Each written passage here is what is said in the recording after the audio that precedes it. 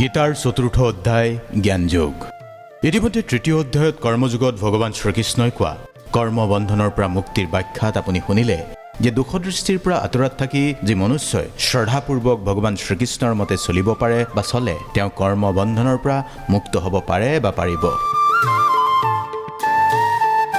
কৰ্মবন্ধনৰ পৰা মুক্তি দিব পৰা ক্ষমতা জ্ঞানযোগ আৰু কৰ্মযোগ দুইটাতে আছে। যুগতেই আছে যুদ্ধৰো সঞ্চাৰ। এতিয়া প্ৰশ্নটো হ'ল এই যুগৰ প্ৰণেতা কোন? কোনে কেনেকৈ ক্ৰম অনুসাৰে বিকাশ কৰে এই যুগৰ? চতুৰ্থ অধ্যায়ৰ আৰম্ভণিও শ্ৰী ভগৱান বাছৰ প্ৰায় ইমং বিবস্বতে যোগং প্ৰোক্তৱানহম ব্যয়ম বিবস্বানম নয়ে প্ৰাহ মনোৰীক্ষিকা বেহ বপ্ৰীত। অৰ্থাৎ পৰমেশ্বৰ ভগৱান শ্ৰীকৃষ্ণই কৈছে, মই পূৰ্বতে সূৰ্যদেৱ বিবস্বানক এই অব্যয় নিষ্কাম কৰ্মসাধ্য জ্ঞানযোগৰ বিষয়ে কৈছিলোঁ। সূৰ্যই সেয়া মানৱ জাতিৰ জনক মনুক কৈছিল আৰু মনুৱে সেয়া ইক্ষাকুক কৈছিল। দ্বিতীয় শ্লোকত ভগৱান শ্ৰীকৃষ্ণই কৈছে, এইদৰেই পৰম্পৰাগতভাৱে প্ৰাপ্ত এই পৰম বিজ্ঞান ৰাজৰ্ষিসকলে লাভ কৰিছিল, কিন্তু কালৰ প্ৰভাৱত পৰম্পৰা বিচ্ছিন্ন হৈছিল আৰু সেইবাবে এই যুগ প্ৰায় নষ্ট হৈছিল। সেই সনাতন যুগ আজি মই তোমাক ক'লোঁ, কাৰণ তুমি মোৰ ভক্ত আৰু সখা, আৰু সেয়েহে তুমি এই বিজ্ঞানৰ অতি গুহ ৰহস্য হৃদয়ংগম কৰিবা পাৰিবা। তেতিয়া অৰ্জুনে ক'লে, আপোনাৰ জন্মৰ পূৰ্বে সূৰ্যদেৱ বা বিবস্বানৰ জন্ম হৈছিল। আপুনি যে প্ৰতিপল তেওঁক এই জ্ঞান উপদেশ কৰিছিল সেই কথা মই কেনেকৈ বুজি পাম? তেতিয়া ভগৱান শ্ৰীকৃষ্ণই আকৌ ক'লে, হে পৰন্তপ অৰ্জুন, মোৰ আৰু তোমাৰ বহু জন্ম এতিয়া অতীত। মই সেই সমস্ত জন্মৰ কথা স্মৰণ কৰিব পাৰোঁ, কিন্তু তুমি নোৱাৰা। যদিও মই জন্মৰহিত আৰু মোৰ চিন্ময় দেহ অব্যয়, তথাপিও মই সৰ্বভূতৰ ঈশ্বৰ, তথাপিও কিন্তু মোৰ অন্তৰাত্মাৰ শক্তিকেই আশ্ৰয় কৰি মই মোৰ আদি চিন্ময় ৰূপত যুগে যুগে অৱতীৰ্ণ হওঁ। ইয়াৰ পিছত 7 নম্বৰ শ্লোকত ভগৱান শ্ৰীকৃষ্ণই কৈছে, এই শ্লোক হয়তো আপুনিও শুনিছে বহু পূৰ্বেই, यदा यदा हि धर्मस्य ग्लानिर्भवति भारत अद्भुत्थानम धर्मस्य तदात्मनां सृजाम्यहम्। অৰ্থাৎ হে ভাৰত, যেতিয়াই ধৰ্মৰ অধপতন হয় আৰু অধৰ্মৰ অভ্যুত্থান হয় তেতিয়া মই নিজকে প্ৰকাশ কৰি অৱতীৰ্ণ হওঁ। 8 নম্বৰ শ্লোকত কৈছে, পৰিত্ৰায়ণ সাধুনাং বিনাশায় চ দুষ্কৃতাম ধৰ্ম সংস্থাপনাৰ্থায় সম্ভৱামি যুগে যুগে। সাধুক পালন কৰিবলৈ তথা দুষ্টক দমন কৰিবলৈ আৰু ধৰ্মক স্থাপন কৰিবলৈ মই যুগে যুগে অৱতীৰ্ণ হওঁ। ভগৱান শ্ৰীকৃষ্ণই আকৌ অৰ্জুনক ক'লে, হে অৰ্জুন, যিয়ে মোৰ সকলো দিব্য জন্ম আৰু কৰ্ম যথাযথভাৱে জানে, তেওঁ আৰু নিজ দেহ ত্যাগ কৰাৰ পিছত পুনৰাই কৰিবলগীয়া নহয়। তেওঁ মোৰ নিত্যধাম লাভ কৰে। আসক্তি, ভয়, ক্ৰোধ ও ভয়ৰ পৰা মুক্ত হয়। সম্পূৰ্ণৰূপে মোৰ মাজত নিমগ্ন হৈ একান্তভাৱে মোৰে আশ্ৰিত হৈ পূৰ্বে বহু বহু ব্যক্তি মোৰ জ্ঞান লাভ কৰি পবিত্ৰ হৈছে, আৰু এনেদৰেই তেওঁলোকে মোৰ প্ৰীতি লাভ কৰিছে। যিয়ে যেনেদৰে মোৰ প্ৰতি আত্মসমৰ্পণ কৰে, অৰ্থাৎ যিয়ে মোক ভজে মই তেওঁলোককো ভজো। ভজো মানে পুৰস্কৃত কৰে, ভগৱানে ভজা, সিমানেই সহযোগ দিওঁ। ভগৱান শ্ৰীকৃষ্ণই কৈ আছে, সাধকৰ শ্ৰদ্ধাই কৃপা হৈ তেওঁ পায়। হে পাৰ্থ, এই ৰহস্যক জানি জ্ঞানীজনে সম্পূৰ্ণভাৱে মোৰ পথ অনুসৰণ কৰে। যেনেদৰে মই চলোঁ, যি মোৰ প্ৰিয় তেনেকৈ আচৰণ কৰে, যেনেকৈ মই কৰাব বিচাৰোঁ তেনেকৈয়ে কৰে।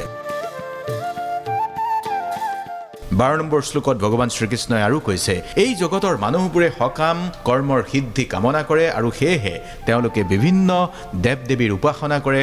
সকাম কৰ্মৰ ফল অৱশ্যেই অতি ক্ষিপ্ৰতৰ হয়।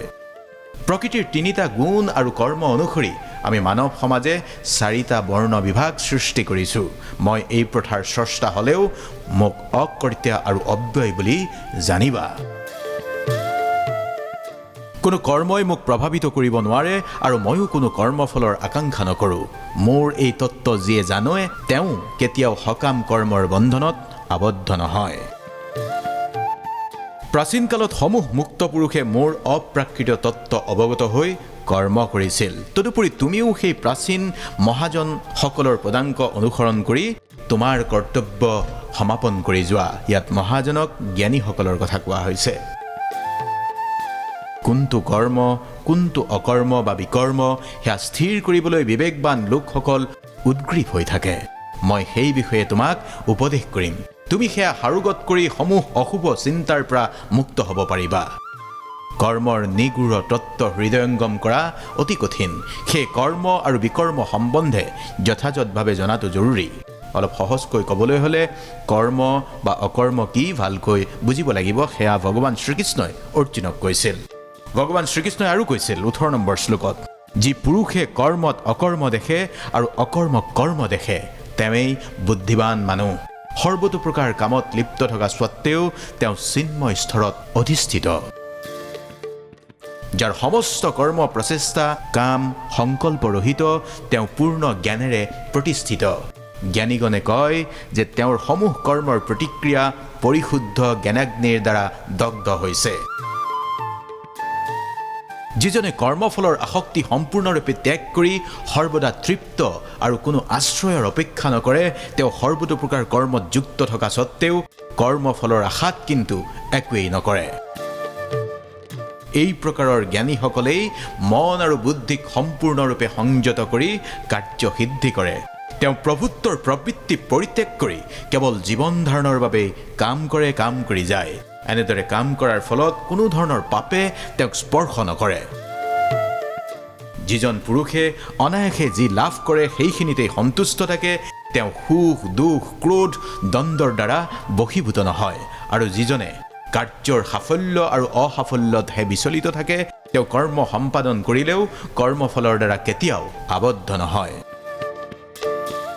জড় প্ৰকৃতিৰ গুণৰ প্ৰভাৱৰ পৰা মুক্ত হৈ চিন্ময় জ্ঞাননিষ্ঠ ব্যক্তি যজ্ঞৰ উদ্দেশ্যে যি কৰ্ম সম্পাদন কৰে, সেইসকল কৰ্ম সম্পূৰ্ণৰূপে লয়প্ৰাপ্ত হয়। যে কৃষ্ণ ভাৱনাত সম্পূৰ্ণ মগ্ন, তেওঁ অৱশ্যেই চিৎ জগতলৈ উন্নীত হ'ব, কাৰণ তেওঁৰ সমস্ত কাৰ্যকলাপ চিন্ময়।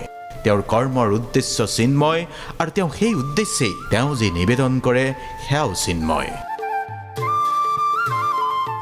কোনো যোগী দেৱতাসকলৰ উদ্দেশ্যে যজ্ঞ কৰাৰ মাধ্যমত তেওঁলোকৰ উপাসনা কৰে, আৰু অন্য বহুতেই ব্ৰহ্মৰূপ অগ্নিত সকলো নিবেদন কৰাৰ ইচ্ছাত যজ্ঞ কৰে। কোনো মানে শুদ্ধ ব্ৰহ্মচাৰীক বুজোৱা হৈছে। মন সংযম ৰূপ অগ্নিত শ্ৰৱণ আদি ইন্দ্ৰিয়বোৰ আহুতি দিয়ে, আৰু বহুতেই মানে গৃহস্থসকলক বুজোৱা হৈছে শব্দাদি ইন্দ্ৰিয়ক ইন্দ্ৰিয়ৰূপ অগ্নিত আহুতি দিয়ে। ইয়াত অগ্নিত আহুতি দিয়া মানে ইন্দ্ৰিয় কাৰ্য যিবোৰ অভিপ্সা তাক বৰ্জন কৰাৰ কথা কোৱা হৈছে। 27 নম্বৰ শ্লোকত ভগৱান শ্ৰীকৃষ্ণই কৈছে, মন আৰু ইন্দ্ৰিয় সংযমৰ মাধ্যমত যিসকলে আত্মীয় জ্ঞান লাভৰ প্ৰয়াসী, তেওঁলোকৰ সমূহ ইন্দ্ৰিয়ৰ কাৰ্যকলাপ আৰু প্ৰাণবায়ু জ্ঞানৰ দ্বাৰা প্ৰদীপ্ত আত্মসংযম ৰূপ অগ্নিত আহুতি দিয়ে। কোনোৱে কঠোৰ বধ গ্ৰহণ কৰি দ্ৰব্য দানৰূপ যজ্ঞ কৰে, কোনোৱে তপস্যাৰূপ যজ্ঞ কৰে, কোনোৱে অষ্টাংগ যোগৰূপ যজ্ঞ কৰে, আৰু অন্য বহুতেই পাৰমাৰ্থিক জ্ঞান লাভৰ বাবে বেদ অধ্যয়নৰূপ যজ্ঞ কৰে। অপানে জুহবতী প্ৰাণং প্ৰাণেহ পানং তথা পৰে প্ৰাণাপান গতি ৰুদ্ধ প্ৰাণায়াম পৰায়ণাহা।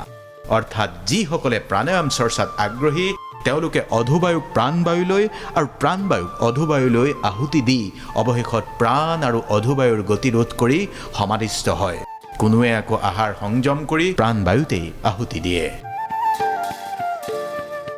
এওঁলোক সকলোৱে যজ্ঞ তত্ত্ববিদ তথা যজ্ঞৰ প্ৰভাৱত পাপমুক্ত হৈ তেওঁলোক যজ্ঞাভিষিষ্ট অমৃত আস্বাদন কৰে, আৰু তাৰ পিছত সনাতন প্ৰকৃতিলৈ উভতি যায়।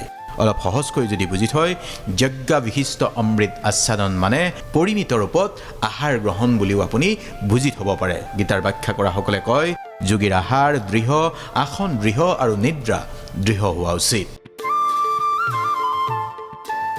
31 নম্বৰ শ্লোকত ভগৱান শ্ৰীকৃষ্ণই আৰু কৈছে, যজ্ঞাখিষ্টামৃত ভুজো য়ান্তি ব্ৰহ্ম সনাতনম নায়ং লোকহস্ত যজ্ঞস্য কুতুহন্ন কুৰুষোত্তম।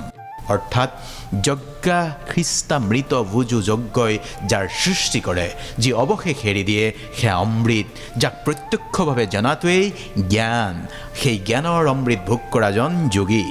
য়ান্তি ব্ৰহ্ম সনাতম মানে সনাতন পৰম ব্ৰহ্মক প্ৰাপ্তি কৰাৰ কথা কৈছে। হে কুৰুশ্ৰেষ্ঠ, যজ্ঞ অনুষ্ঠান নকৰি কোনেও এই জগতত সুখত থাকিব নোৱাৰে, নহ'লেনো পৰলোকত সুখ প্ৰাপ্তি কিদৰে সম্ভৱ? এই সমস্ত যজ্ঞই বৈদিক শাস্ত্ৰত অনুমোদিত হৈছে, আৰু এই সমস্ত যজ্ঞ বিভিন্ন প্ৰকাৰ কৰ্মজাত। সেইবোৰ যথাযথভাৱে জনাৰ ফলতহে তুমি মুক্তি লাভ কৰিব পাৰিবা। দ্ৰব্যময় যজ্ঞতকৈও জ্ঞানময় যজ্ঞ শ্ৰেয়। হে পাৰ্থ, সকলো কৰ্মই পূৰ্ণৰূপত চিন্ময় জ্ঞানেৰে পৰিসমাপ্তি লাভ কৰে। সেইকাৰণে অৰ্জুন, তুমি তত্ত্বদৰ্শী মহাপুৰুষ বা সৎগুৰুৰ শৰণাগত হৈ তত্ত্বজ্ঞান লাভ কৰিবৰ চেষ্টা কৰা। বিনম্ৰতাৰে প্ৰশ্ন কৰা নিজক আৰু অকৃত্ৰিম সেৱাত ব্ৰতী হৈ সন্তুষ্ট হোৱা। তেতিয়াহে সেই তত্ত্বদ্ৰষ্টা পুৰুষসকলে তোমাক জ্ঞান উপদেশ দান কৰিব। হে পাণ্ডৱ, এনেদৰে তত্ত্বজ্ঞান লাভ কৰিলে তুমি মোহগ্ৰস্ত নোহোৱা, কিয়নো এই জ্ঞানৰ দ্বাৰা তুমি দৰ্শন কৰিবা যে সমস্ত জীৱই আমাৰ বিভিন্ন অংশত, অৰ্থাৎ তেওঁলোক সকলোৱে আমাৰ আৰু আমি তেওঁলোকৰ মাজত বিৰাজমান। তুমি যদি সমস্ত পাপীসকলতকৈও পাপী বুলি নিজকে গণ্য কৰা, তেতিয়াও এই জ্ঞানৰূপী তৰণীত মানে জ্ঞানৰ নাৱত আৰোহণ কৰি তুমি দুখৰ সাগৰ পাৰ হ'ব পাৰিবা।